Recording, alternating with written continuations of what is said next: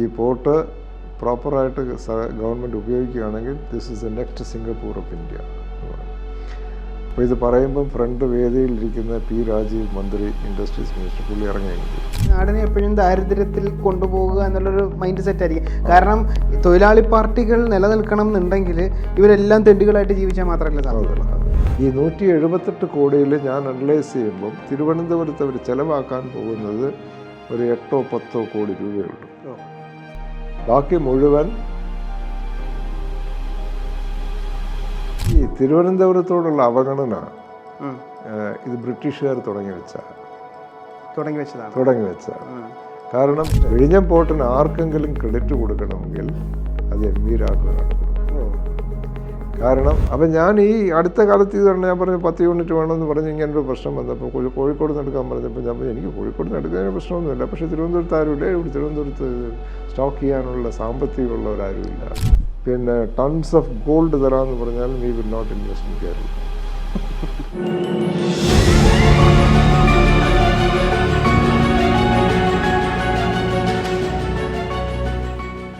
Sir, ഈ കൊച്ചി ഷിപ്പിലേക്ക് വരുമ്പോൾ sir പറഞ്ഞിട്ട് വരില്ല ഞാൻ പറയാം. ആക്ച്വലി ഈ ഇത്രയും പഴക്കമുള്ള ഈ ഒരു വിഴിഞ്ഞം പോർട്ടിലേക്ക് ഇൻവെസ്റ്റ് ചെയ്യാതെ പണ്ടുണ്ടായിരുന്ന ഇവിടുത്തെ റോയൽറ്റി അല്ലെങ്കിൽ രാജഭരണകൂടം എന്തുകൊണ്ടാണ് കൊച്ചിയിലേക്ക് ഇൻവെസ്റ്റ് ചെയ്തിരിക്കുന്നത്? ഈ തിരുവനന്തപുരത്തോടുള്ള അവഗണന ഇത് ബ്രിട്ടീഷുകാർ തുടങ്ങി വെച്ചതാണ്. കാരണം തിരുവിതാംകൂറിൻ്റെ ഒരു ആറ്റിറ്റ്യൂഡ് ശകലം വ്യത്യാസമുണ്ട്. അവർ എപ്പോഴും കുറച്ച് കൂടുതൽ ഇൻഡിപെൻഡൻ്റായിട്ട് ചിന്തിച്ചിരുന്നതാണ്. അതിപ്പം ഈ നമ്മുടെ ഇന്ത്യയിൽ തന്നെ പല ഇൻഡിസസിലും കേരളത്തിൽ തന്നെ നമ്മുടെ ഇൻഫൻറ്റ് മോർട്ടാലിറ്റി മറ്റേത് മറിച്ചതെന്നൊക്കെ പറഞ്ഞ് പിന്നെ വികസിത രാജ്യങ്ങളെ വെല്ലുന്ന സ്റ്റാറ്റിസ്റ്റിക്സാണ് നമ്മൾ കൊടുക്കുന്നത് പലപ്പോഴും. ഇതിൻ്റെ എല്ലാം ഉറവിടം നോക്കിക്കഴിഞ്ഞാൽ അത് തിരുവിതാംകൂറിൽ രാജഭരണകാലത്തുണ്ടാക്കിയതാണ്. കേരളം എന്ന് പറയുമ്പോൾ മൊത്തം വരുന്നില്ല, കൊച്ചിക്കിപ്പുറം മുതൽ വരുന്നുള്ളൂ.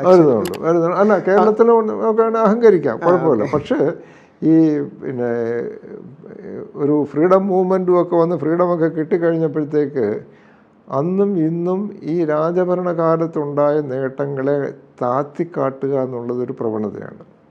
അതുകൊണ്ട് തന്നെയാണ് നമ്മൾ പിന്നെ വിഴിഞ്ഞത്തെ പറ്റി അറിയാത്തത്, കുളച്ചൽ യുദ്ധത്തിനെ പറ്റി അറിയാത്തത്, പിന്നെ ക്ഷേത്രപ്രവേശന വിളംബരത്തെപ്പറ്റി നമ്മളധികം പറയാത്തത്. ഇന്ത്യയിലെ ഒരു ലാൻഡ്മാർക്ക് പിന്നെ അനൗൺസ്മെൻ്റാണ് ക്ഷേത്രപ്രവേശനം. എനിക്ക് തോന്നുന്നത് ഹിന്ദു എന്ന് പറയുന്ന ഒരു കമ്മ്യൂണിറ്റി തന്നെ ഉണ്ടായത് ഈ 36-ലെ ടെമ്പിൾ എൻട്രി പ്രൊക്ലമേഷന് ശേഷമാണ്. അതാണ് മെയിൻ ആയിട്ടുള്ളൊരു മൈൽ സ്റ്റോൺ എന്ന് പറയുന്നത്. അല്ലെങ്കിൽ ഇപ്പോഴും എല്ലാം പിരിഞ്ഞ് ഇങ്ങനെ കിടന്നത്. അതെ. അപ്പോൾ ഈ പിന്നെ വിഴിഞ്ഞം പോർട്ടിൻ്റെ കേസിൽ വരുമ്പോൾ ഈ വിഴിഞ്ഞം പോർട്ടാണ് പിന്നെ ആദ്യം ഡെവലപ്പ് ചെയ്യാനായിട്ട് പ്ലാൻ ഇട്ടിരുന്നത്. അപ്പോൾ പിന്നെ 20കളിൽ പ്രമുഖമായിട്ടുള്ള ഒരു കമ്മ്യൂണിറ്റിയുടെ റിക്വസ്റ്റ് പ്രകാരം British government Madras residency Thiruvithamkoor രാജകുടുംബത്തിൻ്റെ അടുത്ത് പറയുകയാണ്, കൊച്ചി രാജകുടുംബത്തിന് 10 ലക്ഷം രൂപ കൊടുക്കണം അവിടെ വില്ലിംഗ്ടൺ പോർട്ട് ഉണ്ടാക്കാനായിട്ട്. ഡെവലപ്പ് ചെയ്യാൻ അന്ന് പോർട്ടില്ല, അത് പോർട്ട് ഉണ്ടാക്കാനായിട്ട്. കാരണം വില്ലിംഗ്ടൺ സാഹിബാണ്, വില്ലിംഗ്ടൺ പ്രഭുവാണ് അത് അവിടെ സ്ഥലം കണ്ടിട്ട് ഇത് പോർട്ടിന് അനുയോജ്യമാണ് എന്ന് പറഞ്ഞിട്ട് ഒരു പ്രപ്പോസൽ ഉണ്ടാക്കുന്നത്. അപ്പോൾ ആ പോർട്ട് ഉണ്ടാക്കാനായിട്ട് 10 ലക്ഷം രൂപ വരും. അന്ന് കൊച്ചി രാജകുടുംബത്തിന് അങ്ങനെ അത്രയും സാമ്പത്തികമായിട്ട് അത് ബഡ്ജറ്റ് ചെയ്യാനായിട്ട് പറ്റില്ല എന്ന് പറഞ്ഞിട്ട് മദ്രാസ് റെസിഡൻസി പിന്നെ റീജൻ മഹാറാണി എടുത്ത് പറയുകയാണ് ഇത് കൊടുക്കാനായിട്ട്.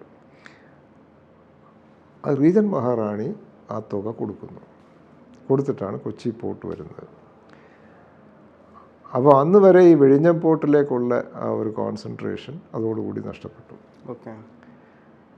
പിന്നെ CP രാമസ്വാമിയാർ വന്നപ്പോൾ 10 വർഷം എടുത്തു ആ പോർട്ട് വരാൻ.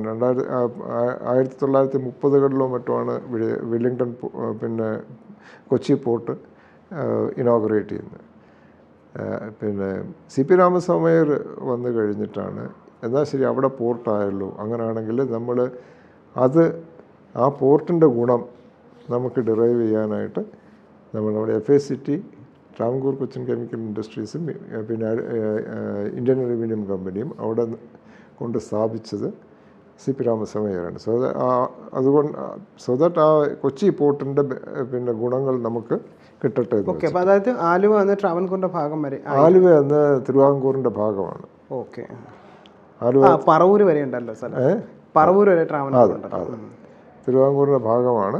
ഇൻഫാക്റ്റ് പിന്നെ ഏതാണ്ട് കൊച്ചിയെ വളഞ്ഞാണ് പോരുന്നത്. അതുകൊണ്ടാണ് 18-ാം നൂറ്റാണ്ടിൻ്റെ അവസാന കാലഘട്ടത്തിൽ ബ്രിട്ടീഷുകാർ ഇടനില നിന്നിട്ട് നോ അഗ്രഷൻ ട്രീറ്റി തിരുവിതാംകൂറിനെ കൊണ്ട് സൈൻ ചെയ്യിപ്പിച്ചു കൊച്ചിയുമായിട്ട്. കൊച്ചിയെ പിടിച്ചടക്കില്ല എന്നുള്ള ഒരു അങ്ങനെ ഒരു സംഭവം കൂടെ ഉണ്ടായി. ഇത് ഇങ്ങനെ വളഞ്ഞു നിന്നുകൊണ്ടാണ്. പക്ഷേ ഞാൻ പറഞ്ഞത് പണ്ട് മുതലേ ഉള്ളതാണ് ഈ വിവേചനം, തിരുവിതാംകൂറിനോടുള്ള വിവേചനം. അത് ഇന്നും കണ്ടിന്യൂ ചെയ്യുന്നു. ഈ ഇൻഡിപെൻഡൻസ് കിട്ടിക്കഴിഞ്ഞപ്പോൾ പൊളിറ്റിക്കലായിട്ട്, രാഷ്ട്രീയമായിട്ട് ഈ രാജകുടുംബം രാജഭരണകാലത്ത് ചെയ്ത എല്ലാം താത്തിക്കാട്ടാനുള്ളൊരു പ്രവണത ഉണ്ടായിരുന്ന കാരണം ഒരു കാരണവശാലും ഈ ഭാഗത്തിന് പുരോഗമനത്തിന് ഉള്ള ഒരു ചാൻസും കൊടുത്തിട്ടില്ല. അപ്പോൾ അതുകൊണ്ടാണ് ഈ വിഴിഞ്ഞം 1945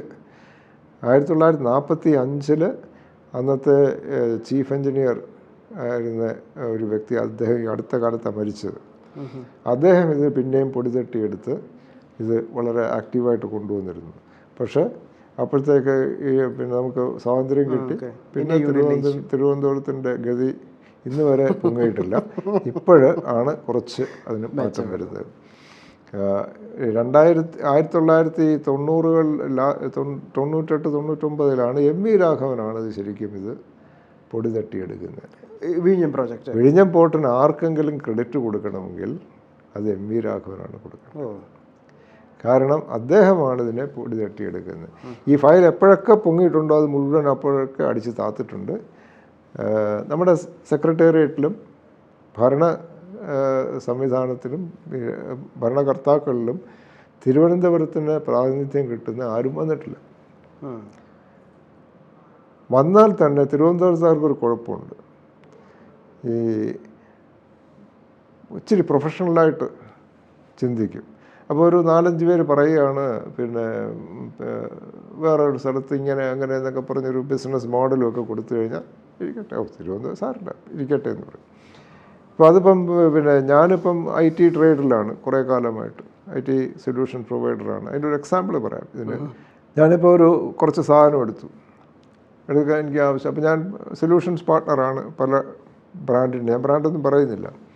അപ്പോൾ കുറച്ച് സാധനം എടുക്കുമ്പം നമ്മൾ അതിൻ്റെ കമ്പനിയുടെ മാനുഫാക്ചറുടെ റെപ്രസെൻറ്റേറ്റീവിൻ്റെ അടുത്ത് പറയുകയാണ് എനിക്ക് ഇങ്ങനെ 12 യൂണിറ്റ് വേണം എന്ന് പറയുന്നത്. അപ്പോൾ നമ്മൾ ചോദിക്കും ആരുടെ നിന്നാണ് എടുക്കേണ്ടതെന്ന് ചോദിക്കും. സാറ് ഇന്നടത്ത് നിന്ന് എടുക്കും, കോഴിക്കോടാണ് ഇവർ, കോഴിക്കോടുള്ളൊരു ഡീലറുടെ തരും, അല്ലെങ്കിൽ കൊച്ചിയിലുള്ള ഡീലറുടെ തരും. ഞാൻ ചോദിച്ചു തിരുവനന്തപുരത്ത് ആരും ഇല്ലേ തരാൻ? അല്ല സാർ അത് ഇവിടെ ആരും ഇല്ല ഇത് സ്റ്റോക്ക് ചെയ്യാനായിട്ട്. അത് കള്ളത്തരമാണ്. ഞാൻ പിന്നെ ഇവിടുത്തെ 2-3 മേജർ ഇൻസ്റ്റിറ്റ്യൂട്ടിൽ ഞാൻ ഫോക്കസ് ചെയ്ത് വർക്ക് ചെയ്യുന്നുണ്ട്. അപ്പോൾ അവരെൻ്റെ അടുത്ത് പിന്നെ പലതും വേണമെന്നൊക്കെ പറഞ്ഞ് സ്പെസിഫിക്കേഷനൊക്കെ കൊടുത്ത് അതിൻ്റെ എസ്റ്റിമേറ്റ്സൊക്കെ കൊടുത്ത് അവസാനം ടെൻഡർ ചെയ്യും. ടെൻഡർ ചെയ്യുമ്പം ഇതിന് മാനുഫാക്ചർ ഓതറൈസേഷൻ എന്ന് പറഞ്ഞപ്പോൾ ഒരു ഇതുണ്ട്. ഇപ്പോൾ കുറച്ച് നാളായി ഇത് എനിക്ക് തരില്ല, ഇത് കൊച്ചിക്കാരന് കൊടുക്കും, അല്ലെങ്കിൽ കോഴിക്കോടുകാരന് കൊടുക്കും. അത് കൊടുക്കുന്നത് തിരുവനന്തപുരത്താണ് കൊടുക്കുന്നത്. അപ്പം ഞാൻ ഈ അടുത്ത കാലത്ത് ഇത് ഞാൻ പറഞ്ഞു 10 യൂണിറ്റ് വേണമെന്ന് പറഞ്ഞ് ഇങ്ങനൊരു പ്രശ്നം വന്നപ്പോൾ കോഴിക്കോട് നിന്ന് എടുക്കാൻ പറഞ്ഞപ്പോൾ ഞാൻ പറഞ്ഞു എനിക്ക് കോഴിക്കോട് നിന്ന് എടുക്കുന്നതിന് പ്രശ്നമൊന്നുമില്ല, പക്ഷേ തിരുവനന്തപുരത്ത് ആരുമില്ല, ഇവിടെ തിരുവനന്തപുരത്ത് സ്റ്റോക്ക് ചെയ്യാനുള്ള സാമ്പത്തികമുള്ളവരാരുമില്ല. അപ്പോൾ ഞാൻ പുള്ളിയെടുത്ത് പറഞ്ഞു റിസർവ് ബാങ്കിൻ്റെ സർവേ പ്രകാരം 2021-22 കാലഘട്ടത്തിലുള്ള സർവേ പ്രകാരം ഇന്ത്യയിലെ third city with the largest personal deposits FDs തിരുവനന്തപുരമാണ്. കാൺപൂർ, ബറോഡ, തിരുവനന്തപുരം ഏറ്റവും കൂടുതൽ പേഴ്സണൽ ഡെപ്പോസിറ്റ്സ് ഉള്ള സ്ഥലമാണ്. ഇവിടെ ആൾക്കാരുടെ പൈസ ഇല്ല എന്ന് പറഞ്ഞു കഴിഞ്ഞാൽ അപ്പോൾ ഞാനത് പറഞ്ഞു. അപ്പോൾ എന്നിട്ട് ഇവിടെ ഒരാളുണ്ടല്ലോ, ഞാൻ അവിടെ നിന്ന് എടുത്തിട്ടുണ്ട് പണ്ട്, അയാളില്ല. എനിക്ക് അറിഞ്ഞൂടാ. ഞാൻ അപ്പോൾ അയാളെ വിളിച്ചു ചോദിച്ചു നിങ്ങൾ സ്റ്റോക്ക് ചെയ്യുന്നതാണല്ലോ എന്തായി? അപ്പോൾ പുള്ളി മാത്രമല്ല വേറെ 3-4 പേരും കൂടെ ഞാൻ പിന്നെ ചോദിച്ചപ്പോൾ പുള്ളി പറഞ്ഞ വളരെ ഇതാണ്, സാർ ഞാൻ 200 യൂണിറ്റ്സ് എടുത്ത് സ്റ്റോക്ക് ചെയ്യും, തിരുവനന്തപുരത്തുള്ളവർക്ക് മാത്രമേ എനിക്ക് സപ്ലൈ ചെയ്യാൻ പറ്റുന്നുള്ളൂ. ഇതൊരിക്കലും മാനുഫാക്ചറുടെ റെപ്രസെൻറ്റേറ്റീവ് ആണ് ഇത് നമ്മളെ കൊണ്ട് സ്റ്റോക്ക് എടുപ്പിക്കുന്നത്. അപ്പോൾ അവരുടെയും കൂടെ റെസ്പോൺസിബിലിറ്റിയാണ് ഇത് സ്റ്റോക്ക് വിറ്റ് കൊടുക്കുക എന്നുള്ളത്. പുള്ളി പറയുകയാണ്, ഇപ്പം സാറിൻ്റെ അടുത്ത് വിളിച്ചപ്പോൾ പറഞ്ഞ കോഴിക്കോട് നിന്ന് എടുക്കാൻ പറഞ്ഞു. എൻ്റെ അടുത്ത് സ്റ്റോക്ക് ഇരിക്കുമ്പം ആരും കോഴിക്കോട് നിന്നും കൊച്ചിയിൽ നിന്നും എൻ്റെ അടുത്ത് എടുത്തിട്ടില്ല, കൊല്ലത്തു നിന്ന് പോലും എടുത്തിട്ടില്ല. അപ്പോൾ ഇവർ നമ്മളെ സപ്പോർട്ട് ചെയ്യുന്നില്ല. അപ്പോൾ ഇത് തിരുവനന്തപുരത്തുകാരനാണ് ചെയ്യുന്നത്. ഞാനീ പറയാൻ കാര്യം, ഈ തിരുവനന്തപുരത്തുകാരൻ തന്നെയാണ് തിരുവനന്തപുരത്ത് ബിസിനസ് വരാതിരിക്കാനായിട്ട് സമ്മതിക്കുന്നത്. അത് ഈ വീക്ക്നെസ് ഇവർക്ക് വെളിയിലുള്ളവർക്ക് അറിയാം. അപ്പോൾ അതുകൊണ്ട് സ്വാതന്ത്ര്യം കിട്ടിക്കഴിഞ്ഞ് ഇന്ന് വരെ തിരുവനന്തപുരത്തിന് ഒരു ഡെവലപ്മെൻറ്റും വലുതായിട്ട് വരാത്തതിൻ്റെ മെയിൻ കാര്യം തിരുവനന്തപുരത്തിനെ പ്രതിനിധീകരിച്ച് ആരും കീ പൊസിഷൻസിൽ വന്നിട്ടില്ല. പിന്നെ ഈ തിരുവനന്തപുരത്തുള്ളവർ തന്നെ ഇപ്പോൾ പലതും അവരെ ഈ മന്ത്രം പറഞ്ഞ് അവരും വിചാരിക്കുന്നു ഇവിടെ ഒന്നുമില്ല എന്നായിരിക്കും. അങ്ങനത്തെ ഒരു കോംപ്ലക്സിലേക്ക് കയറിയിട്ടുണ്ട്. ഇപ്പോൾ സ്റ്റേഡിയം ഇവിടെ ഞങ്ങളുടെ കമ്പനിയുടെ പ്രോജക്റ്റാണ് സ്റ്റേഡിയം. ഞാനാണത് എൻ്റെ മാനേജിങ് ഡയറക്ടറായിരുന്നു. കാര്യവട്ടം സ്റ്റേഡിയം. അതിവിടെ കൊണ്ടുവരാനായിട്ട് പെട്ട പാട് ഞാൻ പബ്ലിക്കായിട്ട് പറയാൻ കൊള്ളില്ല. അത് തന്നെയാണ് വിഴിഞ്ഞം പ്രോജക്റ്റ്. ക്രെഡിറ്റ് അർഹിക്കുന്നത് തീർച്ചയായിട്ടും എം വി രാഘവനാണ്. അത് കഴിഞ്ഞ് പലരും ഇതിൻ്റെ ക്രെഡിറ്റ് എടുക്കുന്നുണ്ട്. ഞാൻ അതിനോട് യോജിക്കുന്നതാണ്. എനിക്ക് ഇൻസൈഡ് സ്റ്റോറി ക്ലിയറായിട്ട് അറിയാം. എം വി രാഘവനെ നിർത്തുന്നു. അവസാനം ഇത് വരാനുള്ളതിൻ്റെ മെയിൻ കാര്യം അവസാനം ലാസ്റ്റ് ലാപ്പ് എന്ന് പറയാം. ലാസ്റ്റ് ലാപ്പിൽ പിണറായി വിജയൻ വിചാരിച്ചിട്ടാണ് വന്നത്. മോദിയും പിണറായി വിജയൻ, PM മോദിയും പിണറായി വിജയൻ, ഇവർ രണ്ടുപേരും വിചാരിച്ചിട്ടുണ്ടെങ്കിൽ വരില്ല. PM മോദി ബിക്കോസ് പുള്ളി നേരത്തെ ഞാൻ പറഞ്ഞല്ലോ പ്രൊഫഷണലാണ്. പുള്ളി ഇവിടെ BJP ആണോ കോൺഗ്രസ് ആണോ അല്ല കമ്മ്യൂണിസ്റ്റ് ആണോ അത് നോട്ട് ചെയ്യുന്നത്. ഇവിടെ ഇന്ത്യക്ക് വിഴിഞ്ഞം പോലൊരു പോർട്ട് ആവശ്യമാണ്. അതിന് ആരായാലും ശരി അവിടെ വരും. അങ്ങനൊരു തീരുമാനം എടുത്തു. അത് പ്രൊഫഷണൽ ഡിസിഷൻ. ഇവിടെ അത് യാഥാർത്ഥ്യമാക്കിയത് ഇവിടുത്തെ CM തന്നെയാണ്.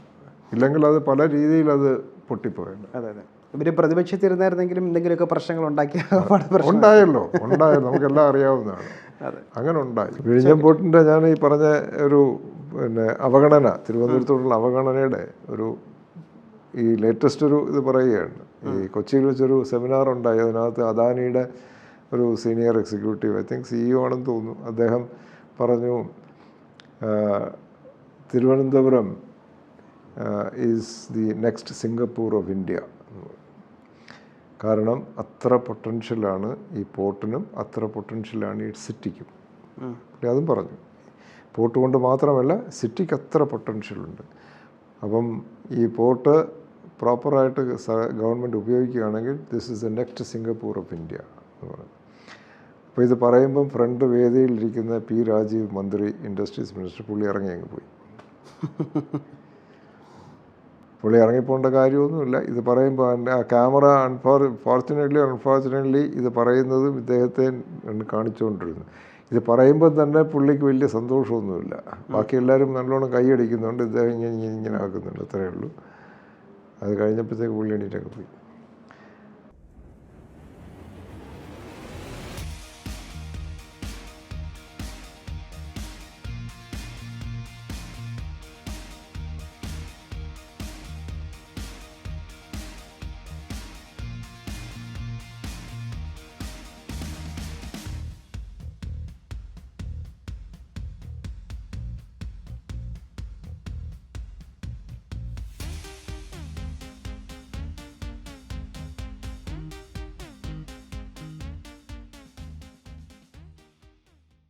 ഇദ്ദേഹം തന്നെയല്ലേ നമ്മുടെ വിഴിഞ്ഞത്ത് ഒരു 5000 CR പ്രോജക്റ്റിന്റെ സ്ഥലം വേണമെന്ന് പറഞ്ഞപ്പോൾ അത് പാലക്കാട് തരാമെന്ന് പറയുന്നത് അദ്ദേഹം തന്നെയാണ്. അദ്ദേഹം അത് പക്ഷേ ഒരു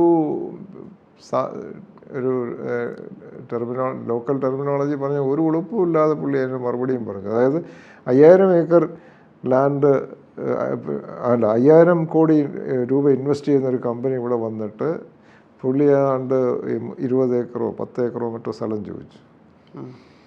അത് പുള്ളിക്ക് കൊടുത്തില്ല. കുറേ അങ്ങോട്ടും ഇങ്ങോട്ടും നടത്തിച്ച് അവസാനം പാലക്കാട് കൊടുക്കാമെന്ന് പറഞ്ഞു. വിഴിഞ്ഞം പ്രോജക്റ്റ് പാലക്കാടായും കുഴപ്പമൊന്നുമില്ല എന്ന് പറഞ്ഞിട്ട് അത് പുള്ളി ഒരു കുഴപ്പമില്ലാത്ത രീതിയിലാണ് പറയുന്നത്. പാലക്കാട് കൊടുക്കാമെന്ന് പറഞ്ഞല്ലോ സ്ഥലം. അപ്പോൾ ഇത് തിരുവനന്തപുരത്ത് വരാവുന്ന എന്തും ഡിസ്കറേജ് ചെയ്യുക എന്നുള്ള ഒരു മാറി മാറി വന്ന സർക്കാരുകളുടെ ഒരു അജണ്ട എനിക്ക് ട്രിവാൻഡ്രത്ത് നടക്കുന്നതിനെ കുറയ്ക്കുക എന്നുള്ളൊരു കാര്യമല്ല. ആക്ച്വലി ഈ നാടിനെ എപ്പോഴും ദാരിദ്ര്യത്തിൽ കൊണ്ടുപോകുക എന്നുള്ളൊരു മൈൻഡ് സെറ്റ് ആയിരിക്കും. കാരണം തൊഴിലാളി പാർട്ടികൾ നിലനിൽക്കണം എന്നുണ്ടെങ്കിൽ ഇവരെല്ലാം തെണ്ടികളായിട്ട് ജീവിച്ചാൽ മാത്രമല്ലേ സാധിക്കുള്ളൂ. അപ്പോൾ മാക്സിമം തെണ്ടികളെയും മാക്സിമം ഗതിയില്ലാത്തവരെയും നിലനിർത്തിക്കൊണ്ട് പോയാൽ മാത്രമല്ല ഞങ്ങൾ തൊഴിലാളി പാർട്ടികൾക്ക് എന്തെങ്കിലുമൊക്കെ കിട്ടുള്ളൂ. ഞങ്ങൾക്ക് പറയാൻ അതായിരിക്കാം. അതുകൊണ്ട് തന്നെയാണ് കേരളത്തിൽ ഇൻവെസ്റ്റ്മെൻറ്റ് വരാത്തത്. ഇപ്പം ഈ വിഴിഞ്ഞം പോർട്ട് വരുന്നു, ഒരുപാട് ഇൻവെസ്റ്റ്മെൻറ്റ് ഇവിടെ വരേണ്ടതാണ്, വരുന്നതാണ് അതിന് പ്രതീക്ഷിക്കുന്നത്. പക്ഷേ അതിന് ആറ്റിറ്റ്യൂഡിനൽ ഡിഫറൻസ് വരണം, അല്ലാതെ ഒരു ഇൻവെസ്റ്റും തയ്യാറാകില്ല. ഇവിടെ സ്ഥലം കൊടുത്തു, പിന്നെ ഇൻസെൻറ്റീവ്സ് കൊടുത്തു എന്നും പറഞ്ഞിട്ട് ഇവിടെ ആരും പിന്നെ റിലയൻസ് പോലുള്ളവരോ അല്ലെങ്കിൽ പിന്നെ ബിർള ഗ്രൂപ്പോ എന്താ മൈക്രോസോഫ്റ്റോ ആരും ഇവിടെ വരില്ല. കാരണം അത് മൈക്രോസോഫ്റ്റ് എന്നൊക്കെ പറഞ്ഞാൽ വെറും സോഫ്റ്റ്വെയർ ഡെവലപ്മെൻറ്റ് മാത്രമല്ല, അവരുടെ മേജർ ഇൻവെസ്റ്റ്മെൻറ്റ് ആ 15,000 കോടിയൊക്കെ വരാം. അത് ഗൂഗിൾ ഇപ്പം ആന്ധ്രാപ്രദേശ് ഗൂഗിള് വിശാഖപട്ടണത്ത് 15,000 കോടിയാണ് ഇൻവെസ്റ്റ് ചെയ്യുന്നത്. അപ്പം അവരുടെ ഒരു പിന്നെ ഒരു ബൃഹത്തായ പദ്ധതിയാണത്. അങ്ങനെയുള്ള പദ്ധതികളൊന്നും കേരളത്തിൽ വരാത്ത, അല്ലെങ്കിൽ ഓട്ടോമൊബൈൽ മാനുഫാക്ചർ ഇവിടെ വരാത്തതിൻ്റെ കാര്യം ഇവിടുത്തെ വർക്ക് കൾച്ചറാണ്. നേരത്തെ കേരളത്തിൻ്റെ ഡെവലപ്മെൻറ്റിനെ കുറിച്ച് ചോദിച്ചു, അപ്പോൾ അതിൻ്റെയും കൂടെ ഇതിനെ കണക്ട് ചെയ്യാം. ഇവിടുത്തെ ആൾക്കാർക്ക് ഒരു വർക്ക് കൾച്ചറില്ല, ആറ്റിറ്റ്യൂഡ് വ്യത്യാസം. ആറ്റിറ്റ്യൂഡ് നല്ല ആറ്റിറ്റ്യൂഡല്ല.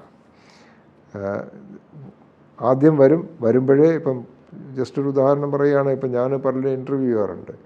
അപ്പോൾ ഞാൻ സെയിൽസിന് ഇൻ്റർവ്യൂ ചെയ്യുകയാണെങ്കിൽ ഞാൻ അടുത്ത് ചോദിക്കും, പഠിച്ച് പാസ്സായി ഇറങ്ങിയിട്ട് വരികയാണ്. അടുത്ത് ചോദിക്കും പിന്നെ എന്താണ് പിന്നെ, അപ്പം നമ്മൾ 2-3 ചോദ്യങ്ങൾ ചോദിക്കുമ്പോഴത്തേക്ക് പുള്ളി ഇങ്ങോട്ടും ചോദിക്കും എത്ര സാലറി. നമ്മൾ ഒന്നും അറിയാത്തവന് സാലറി കൊടുക്കാൻ പറ്റില്ല. ഒന്നും അറിയാത്തവൻ എവിടെങ്കിലും ട്രെയിനിങ്ങിന് പോവുക. അപ്പോൾ ഇവനെന്ത് ചെയ്യും? ഇവന് 30,000 70,000 കൊടുത്ത് ഏതെങ്കിലും ഇൻസ്റ്റിറ്റ്യൂട്ടിൽ പോയി പഠിക്കും. അതൊരു പഠിത്തമല്ല. ആ 30,000 70,000 കൊടുക്കുന്നതിന് പകരം നമ്മുടെ അവിടെ ഒരു 6 മാസം ശമ്പളമില്ലാതെ വർക്ക് ചെയ്യും. ആ തൊഴിലിൽ നിന്ന് പഠിക്കുന്നതിൻ്റെ അടുത്തെത്തില്ല ഇൻസ്റ്റിറ്റ്യൂട്ടുകളിൽ പോയി പഠിച്ച, അല്ലെങ്കിൽ IIM പോലുള്ളിടത്തൊക്കെ പോയി പഠിക്കണം, ഇന്ത്യൻ ഇൻസ്റ്റിറ്റ്യൂട്ട് ഓഫ് മാനേജ്മെൻറ്റ് പോലുള്ളിടത്തൊക്കെ പോയി പഠിക്കണം. അപ്പോൾ ആദ്യത്തെ ചോദ്യം എത്ര ശമ്പളം,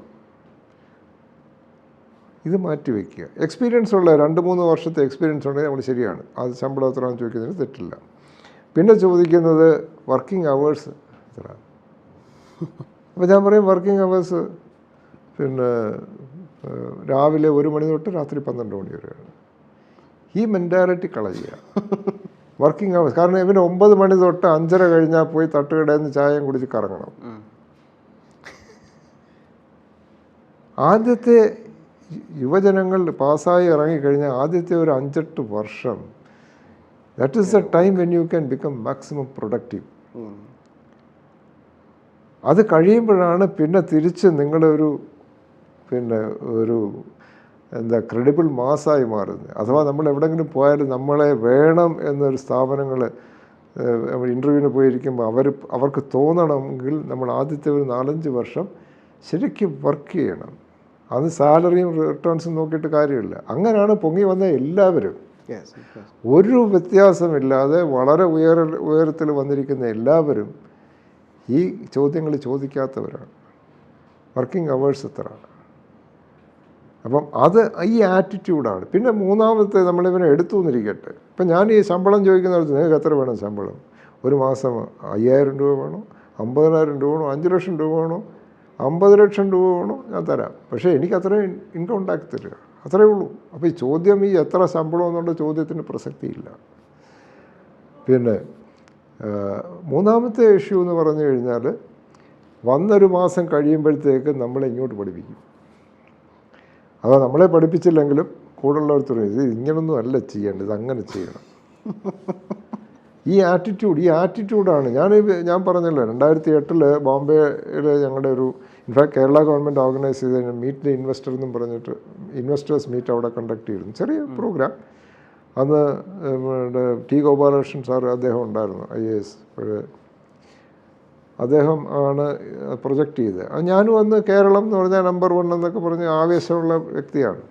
പക്ഷേ അത് കഴിഞ്ഞിട്ട് അദ്ദേഹം പറഞ്ഞ നല്ലൊരു ഇത്, ഞങ്ങൾ വി ബിൽഡ് ഹ്യൂമൻ ക്യാപിറ്റൽ, അത് ഇതൊക്കെ ശരിയാണ്, ഞാനൊന്ന് വളരെ അത് എൻഡോഴ്സ് ചെയ്ത് കൊണ്ടത്. പക്ഷേ ഞങ്ങൾ ലഞ്ചിന് എല്ലാവരും കൂടെ ഇങ്ങനെ ലഞ്ച് കഴിച്ചുകൊണ്ടിരുന്നപ്പം ഇന്ത്യയിലെ ടോപ്പ് ഇൻഡസ്ട്രിയലിസ്റ്റ് ഞങ്ങൾ 4-5 പേർ ഒന്നിച്ചൊരു ടേബിളിലിരിക്കുന്നു, വേറെ ഉണ്ട്. അവരെല്ലാം പറഞ്ഞത് ഈ ഒരൊറ്റ ഇഷ്യൂ ആണ്. ഇനി നിങ്ങളിനിയും പിന്നെ ടൺസ് ഓഫ് ഗോൾഡ് തരാമെന്ന് പറഞ്ഞാലും we will not invest in Kerala. അപ്പോൾ ഞാൻ എന്താ കാര്യമെന്ന് വെച്ചപ്പോൾ അവർ പറഞ്ഞു അവിടുത്തെ ആൾക്കാരുടെ മെൻറ്റാലിറ്റി ശരിയല്ല. അപ്പോൾ ഞാൻ പറഞ്ഞു നിങ്ങൾ ഇവിടെയൊക്കെ നിങ്ങൾ പറഞ്ഞ ഒരാളുടെ CEO മലയാളിയാണ്, അടുത്തിരിപ്പുണ്ട്. അപ്പോൾ ഞാൻ ചോദിച്ചു is a Malayali? Ya when you come out you work you are a different person. അവിടെ ഉള്ളവർ ആ മെൻറ്റാലിറ്റി വിടാത്തവരാണ്. അപ്പം അതാണ് ഒരു പിന്നെ ഡെവലപ്മെൻറ്റ് ഇഷ്യൂ. പിന്നെ വിഴിഞ്ഞം വരുമ്പോഴത്തേക്ക് ഈ ഇൻവെസ്റ്റ്മെൻറ്റ് വരണമെങ്കിൽ ഈ ഒരു ആറ്റിറ്റ്യൂഡിനൽ ഡിഫറൻസ് വേണം. അപ്പം ഞാൻ പറഞ്ഞിരുന്ന പലയിടത്തും, ഞാൻ ഇൻഫാക്ട് പലർക്കും ഇതിൻ്റെ പ്രപ്പോസൽസ് അയച്ചിട്ടുണ്ട്, രാജീവ് ചന്ദ്രശേഖറിന് കൊടുത്തിട്ടുണ്ട്, പിന്നെ ത്രൂ സംബഡി എൽസ് ടു അവർ ഫിനാൻസ് മിനിസ്റ്റർ കൊടുത്തിട്ടുണ്ട്, നേരത്തെ ഞാൻ കൊടുത്തിട്ടുണ്ട് ഡോക്ടർ ശശി തരൂരിന് കൊടുത്തിട്ടുണ്ട്. പക്ഷേ പുള്ളി അത് കണ്ടിട്ടുണ്ടോ എനിക്കറിയില്ല. ഞാൻ പറയുന്നത് south peninsula, Tirunelveli, Kanyakumari, Thiruvananthapuram, may be Kollam കൂടെ എടുത്തിട്ടൊരു സൗത്ത് പെനിൻസുല എന്നുള്ളത്, അവിടെ ഈ ഒരു എക്കണോമിക് യൂണിറ്റായിട്ട്, ഒരു എക്കണോമിക് സോണായിട്ട് ഡെവലപ്പ് ചെയ്യുക. സെൻട്രൽ ഗവൺമെൻറ്റാണ് ഞാൻ പ്രപ്പോസൽ കൊടുത്തത്, 2 സ്റ്റേറ്റാണ്. പക്ഷേ നിങ്ങൾക്കിതിനൊരു പ്രപ്പോസൽ കൊടുക്കാം. അപ്പോൾ വിഴിഞ്ഞം മാക്സിമം യൂട്ടിലൈസ്ഡ് ആവും. വിഴിഞ്ഞത്തിൻ്റെ എപ്പോഴും ഡിസ്റ്റൻസ് കൂടും തോറും അതിൻ്റെ ഇമ്പാക്റ്റ് കുറഞ്ഞുകൊണ്ടിരിക്കും. അപ്പോൾ ഇത്രയും വരുമ്പോഴത്തേക്ക് ആ ഇമ്പാക്റ്റ് ഏറ്റവും കൂടുതൽ വരാം. കാരണം തമിഴ്നാട്ടിൽ ലാൻഡ് അവൈലബിൾ ആണ്, ഇഷ്ടംപോലെ ലാൻഡ് അവൈലബിൾ ഇവിടെ ഉണ്ട്, എടുക്കണം എന്നുള്ളതേ ഉള്ളൂ. പക്ഷേ അവിടെ ലാൻഡ് ഈസിലി എടുക്കാം, എൻവയൺമെൻറ്റൽ ഇഷ്യൂസ് ഒന്നുമില്ല, ബാരൻ ലാൻഡ് ഒരുപാടുണ്ട്. എടുത്തിട്ട് mass production, plug and play എന്ന് പറയും, plug and play industrial facilities. അതൊരു 6 മാസം, 1 വർഷം, 2 വർഷം, 5 വർഷം യൂസ് ചെയ്ത് കഴിഞ്ഞ് they can probably discard it and go. അങ്ങനെയുള്ള മാസ് പ്രൊഡക്ഷനുള്ള ഫെസിലിറ്റീസ് ഉണ്ടാക്കി കഴിഞ്ഞാൽ വിഴിഞ്ഞം യൂസ് ചെയ്യാം, ഇൻഡസ്ട്രിയൽ ഡെവലപ്മെൻറ്റ് വരും. സാർ, എനിക്ക് തോന്നുന്നത് ഈ വിഴിഞ്ഞം കൂടുതൽ യൂട്ടിലൈസ് ചെയ്യാൻ പോകുന്നത്, അല്ലെങ്കിൽ കൂടുതൽ ബെനിഫിറ്റ് എടുക്കാൻ പോകുന്നത് തമിഴ്നാടാന്ന് തോന്നുന്നല്ലേ ഇപ്പോഴത്തെ നിലയില്ലാതെ. കാരണം ഇവിടെ മാനുഫാക്ചറിങ് ഇല്ലല്ലോ. ഒരു സ്റ്റേറ്റ് പുരോഗമിക്കണമെങ്കിൽ മാനുഫാക്ചറിങ് വരണം, അല്ലാതെ ഇവിടെ മാള് കെട്ടിയിട്ട് കാര്യമില്ല. ഇവിടെ വാഷിംഗ് മെഷീൻ വാങ്ങിച്ച് പിന്നെ വിപണനം നടത്തിയോണ്ട് ഇവിടെ ഒരു ഗുണവുമില്ല. ഇപ്പോൾ ഞാൻ ഇതിലൊരു ഇത് പറയാം, എക്കണോമിക് ഇത് പറയാം. തിരുവനന്തപുരം സിറ്റി റോഡ് പ്രോജക്റ്റ് ഐക്യരാഷ്ട്രസഭയുടെ ഒരു ഗ്ലോബൽ 7 പ്രോജക്റ്റിൽ ഒരു റെഫറൻസ് പ്രോജക്റ്റ് ആകാൻ കാര്യത്തിൽ ഒരു റീസൺ ഈസ് പിന്നെ പോവർട്ടി അലീവിയേഷൻ എന്ന് പറയും. സസ്റ്റൈനബിൾ ഡെവലപ്മെൻറ്റ് ഗോൾസ് 2030 എന്നും പറഞ്ഞ് 17 ഗോൾസ് ഉണ്ട്. അതിൽ PPP എക്സലൻസിൽ വരുന്നതാണ്. അതിൽ ഒരു ഗോളാണ് പോവർട്ടി അലീവിയേഷൻ എന്ന് പറയുന്നത്. അപ്പം ഞാനത് എക്സ്പ്ലെയിൻ ചെയ്ത് കാണിച്ചു, എൻ്റെ പ്രോജക്റ്റിൽ അത് എങ്ങനെയാണെന്ന് പറയാം. നേരത്തെ ഞങ്ങളുടെ ഈ പ്രോജക്റ്റിന് ഞങ്ങളുടെ contractor TRDC, Thiruvananthapuram road development company limited എന്ന് പറയുന്നത് സ്പെഷ്യൽ പർപ്പസ് വെഹിക്കിളാണ്. ഇത് പ്രോജക്റ്റ് ഡെലിവറി ചെയ്യാനുള്ള SPV എന്ന് പറയും. ആ കമ്പനിക്കാണ് ഈ കോൺട്രാക്റ്റ് കിട്ടിയിരിക്കുന്നത്. ഞങ്ങളുടെ കോൺട്രാക്ടർ, എക്സിക്യൂഷൻ കോൺട്രാക്ടർ പുഞ്ച് ലോയിഡാണ്. അപ്പോൾ പുഞ്ച് ലോയിഡ് 2004 പണി തുടങ്ങി 2006 ആയപ്പോൾ അവർ പറഞ്ഞു ഞങ്ങൾക്കിത് തിരുവനന്തപുരത്ത് ശരിയാവില്ല, കേരളത്തിൽ ഇനി ഞങ്ങൾക്കൊന്നും വേണ്ട, ഞങ്ങളെ വിട്ടേക്കണം ദയവിതെന്ന്. അപ്പോൾ ഞാൻ കുറേ ആലോചിച്ചിട്ട് ഞാൻ എൻ്റെ മാനേജ്മെൻറ്റിൻ്റെ അടുത്ത്, ബോർഡിൻ്റെ അടുത്ത് റെക്കമെൻഡ് ചെയ്തു. ഞങ്ങളുടെ ബോർഡ് മീറ്റിങ്ങിൽ പറഞ്ഞു അവരെ പോകാൻ അനുവദിക്കാൻ കുഴപ്പമില്ല. അപ്പോൾ എൻ്റെ അടുത്ത് വെച്ച് പിന്നെ പോയി കഴിഞ്ഞാൽ നിങ്ങൾ എന്ത് ചെയ്യും? കാരണം ഇതൊരു ടോട്ടൽ കോൺട്രാക്റ്റാണ്, നിങ്ങൾ മൂക്കിട്ട് ഷാ എഴുതും. ഞാൻ പറഞ്ഞാൽ കുഴപ്പമില്ല, ഞാൻ ചെയ്യാമെന്ന്. അപ്പം ഞാൻ അന്ന് സ്റ്റഡി ചെയ്തപ്പോഴത്തേക്ക് പുഞ്ച് ലോയിഡിന് ഞങ്ങൾ കൊടുക്കേണ്ട 225 കോടി രൂപ ഞങ്ങളുടെ പ്രോജക്റ്റ് കോസ്റ്റ്, 178 കോടി രൂപയോളം കോൺട്രാക്ട് കോസ്റ്റാണ്. ഈ 178 കോടിയിൽ ഞാൻ അനലൈസ് ചെയ്യുമ്പം തിരുവനന്തപുരത്ത് അവർ ചിലവാക്കാൻ പോകുന്നത് ഒരു 8-10 കോടി രൂപയേ ഉള്ളൂ.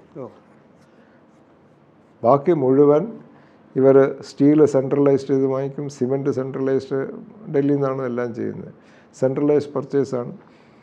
പിന്നെ എല്ലാം ലേബർ ബംഗാളികൾ, പിന്നെ മറ്റേ ഇവർ ബീഹാറീസ്. ഈ ലേബറേഴ്സ് ഇവിടെ വന്നിട്ട് അവർ ലോറി അവരുടെ സെൻട്രലായിട്ട് കൊണ്ടുവരുന്നത്, അവരുടെ ടാക്സി പോലും അവരുടെ വണ്ടികളാണ്, അവിടെ നിന്ന് കൊണ്ടുവരികയാണ്. അവരുപയോഗിക്കുന്ന ഓഫീസ് കാർസ്. അപ്പോൾ നേരത്തെ സിൽവർ ലൈനിൻ്റെ കാര്യം പറഞ്ഞപ്പോഴും അത് കേരളത്തിൽ പ്രൊഡ്യൂസ് ചെയ്യാൻ പോകുന്ന കോൺട്രിബ്യൂഷൻ വളരെ കുറവായിരിക്കും. അപ്പോൾ ഇത് ഇങ്ങനെ നോക്കിയപ്പോഴത്തേക്ക് ഞാൻ പറഞ്ഞു ലോക്കലായിട്ട് ഞാനിത് കോൺട്രാക്ടേഴ്സിനെ ഞാൻ ഡെവലപ്പ് ചെയ്തോളാം. അങ്ങനെ ഞാൻ 36 കോൺട്രാക്ടേഴ്സിനെ ലോക്കലായിട്ട് ഡെവലപ്പ് ചെയ്തു. അപ്പോൾ ഈ പുഞ്ചിറാട് പിരിഞ്ഞ് പോകുമ്പോൾ നമ്മൾ അവർക്ക് 35 കോടിയോ 40 കോടിയോ മറ്റോ കൊടുത്തിട്ടുണ്ട്. ബാക്കി 120 കോടിയോ 130 കോടിയോ നമുക്കിവിടെ പിന്നെ കോൺട്രാക്റ്റ് ഉണ്ട്. അത് പിന്നെ എസ്കലേഷൻ വന്നിരുന്നു 200-ന് മുകളിലോട്ട് പോയി. പക്ഷേ ആ 200-ന് മുകളിലോട്ട് പോയിട്ടുണ്ടെങ്കിൽ 200 ആണെങ്കിൽ അതിൽ 170-150 കോടിയും തിരുവനന്തപുരത്താണ് ചിലവാക്കി. അപ്പോൾ ഇത് ലോക്കൽ എക്കണോമി ഡെവലപ്മെൻറ്റിന് ഹെൽപ്പ് ചെയ്തിട്ടുണ്ട്. അപ്പോൾ ഇതാണ് UN-ൻ്റെ ഈ പവർട്ടി എലിവിയേഷൻ എന്നുള്ള ക്ലാസ്സിനകത്ത് ഉൾപ്പെടുത്തിയിരിക്കുന്ന ഇത്. അതായത് ലോക്കൽ എക്കണോമിക് ഡെവലപ്മെൻറ്റ്, ലോക്കൽ ആൾക്കാരുടെ കയ്യിൽ കാശ് വരാനുള്ള വകുപ്പ് ഉണ്ടാക്കി. അപ്പം നമ്മുടെ ഇവിടെ ഈ മാനുഫാക്ചറിങ് വന്നാൽ മാത്രമേ ഇവിടെ local economy, local wealth improve ചെയ്യുള്ളൂ. അപ്പോൾ അതില്ലാതെ കേരളം ഒരു ഡെവലപ്മെൻ്റ് എന്ന് പറയുന്നത് ഈ ഗൾഫ് മണിയിലുള്ള കളിയാണ്. അത് എന്ന് തീരുന്നു അതോടുകൂടി തീരും.